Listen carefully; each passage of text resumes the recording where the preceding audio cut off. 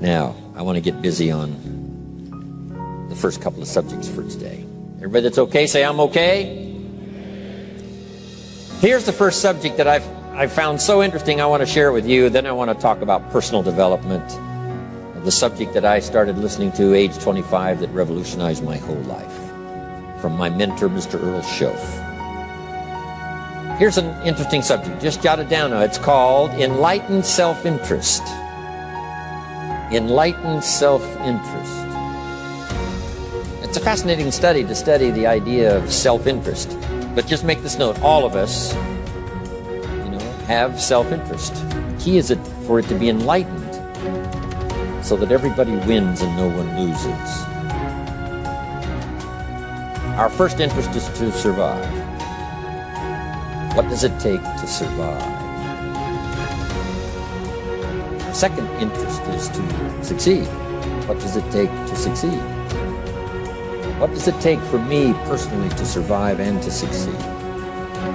Can I legitimately be interested enough in the things that help me both succeed and survive?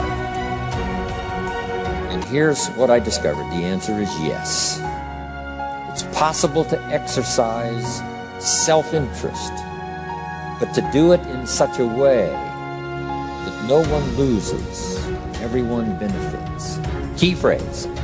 Life was not designed to give us what we need. Life was designed to give us what we deserve. We do not reap a harvest in the fall because we need it. We reap a harvest in the fall because we deserve it. Not necessarily from a moral standpoint.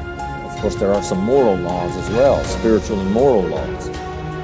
But just the basic laws that simply say if you wish to reap, you must plant. So jot this down. Reaping is reserved for the planters. And the reason they reap is because they deserve it. They're the planters. They deserve to reap. Interesting Bible phrase that says, if you keep knocking, you'll find open doors. Good phrase to jot down. If you keep knocking, you'll find open doors. Doors of opportunity. Doors of a chance to meet someone. Doors open for association. Doors open to find someone special. Doors open to find a unique business colleague. If you keep knocking, the phrase says, doors of opportunity are open to those who continually knock. So we don't find open doors of opportunity because we need them. We find them because we deserve them. Only those who knock deserve to find an open door. But the promise is, if you continually knock, you'll find doors of opportunity. It says, if you search, you will find. So make the note, it's good. Finding is reserved for the searchers because they deserve it. Now, at first they may have needed it, but they now know that just needing it is not sufficient. But if they need it, now they must qualify for it. The reason why you're going to be blessed with good ideas this weekend is because you've come searching. You've gotten on an airplane to come searching. You got in your automobile to come searching. You got here searching. Now you're ready to receive. For those who search, they will find answers. They will find plans, imagination to stir yourself into action for future benefit. So if you search, to find a good idea, you must go looking and searching. You've got to go to church. You've got to go to class. You've got to go to the seminar. You've got to go to the library. You've got to go to the books if you wish to find. Rarely does a good idea interrupt you. Rarely. But if you will search, you will find. So we get not what we need, but we get what we deserve. It says if you ask, someone has an answer. If you keep asking, the answers belong to you. Because by virtue of asking, you have qualified. So we don't get what we need, we get what we deserve. The mother on welfare should be taught in some small manner that hopefully she can begin deserving the welfare check. Not getting it because she needs it, but now starting to get it because she deserves it. If the welfare worker says to Mary, Mary, I brought a bucket of paint and a paintbrush, and the next time I come, if the door is painted and the fence here in front is painted, I give you the check for $450. Not that painting the door and painting the fence is worth $450. It's not worth that much, but it is the beginning of the process. So make that note. I want to begin the process of deserving. What would that be? What process should I begin engaging in to deserve good health, to deserve a good relationship, to deserve prosperity, to deserve an enterprise, to deserve the opportunity to build a city? What must I do to begin the process of deserving? So now the welfare worker comes back and the door is painted and the fence is painted. And now Mary gets the $450 to help take care of her children. Not because she needs it, but because she's beginning to deserve it. Then the welfare worker thinks of some other problem. She said, Mary, if these weeds are gone and this little garden is cultivated, when I come back, now that the door is painted and the fence is painted, if the weeds are gone and this little garden is cultivated, you get the $450. And step by step, a new life is emerging, learning the process of deserving it, not just needing it. We teach our children at home, right? Child says, I need $10. So that language doesn't work here. There's plenty of money here, and the vaults are full. But to say I need $10 is not how you open the vault. So the child says what? Wow, how can I get that $10 that I need? So here's what they learn to say. How could I earn $10?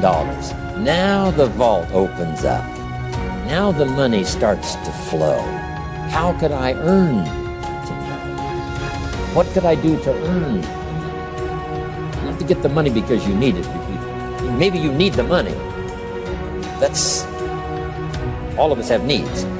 Here the key is to figure out how to open the vault, how to open the bank, how to open this unbelievable flow of resources to come our way. And here's the key: to deserve it, not to need it. You can't walk out to the fields and say to the field, I need a crop. Here's what the field says. Here's what the ground says. Who is this clown that brings me his need but brings me no seed? So jot that down. Take your seed to the marketplace, not your need. Don't disclose your need to the marketplace, only your willingness. We'll talk about that a little later today. Because the marketplace is not interested in your need, but they are interested in your seed. They're interested in your willingness to work. They're interested in your disciplines. They're interested in your eagerness. They're interested in your vitality and your work ethic. That's what the marketplace is interested in. Not your need, but your seed. We get what we deserve. Old Testament God says, if you'll move toward me, I'll move toward you. See, that's how you get those occasions to meet God. You must make the move. God could say, you don't move, I don't move. You say, well, that's arbitrary. Well, when you're God, you can make it that way. So, the law says, if you wish to receive. Now let's talk about enlightened self-interest. If you wish to receive. And we would call the wish to receive self-interest. But if it's enlightened self-interest, here's what it says. I understand that in order to receive, I must give. Receiving is reserved for those who give. Receiving is not reserved for those who need it. It's reserved for those who deserve it. We deserve the receiving by giving. In fact, there's an extraordinary phrase in this little context, and here's what it says. It's better to give than it is to receive. Now, the uneducated person would find that difficult to ponder. Why would it be better to give than it is to receive? So let me give you one of the better phrases for the day. Here it is. Giving starts the receiving process. So of course it's better to give than it is to receive. How much receiving do you wish? You must start the giving process.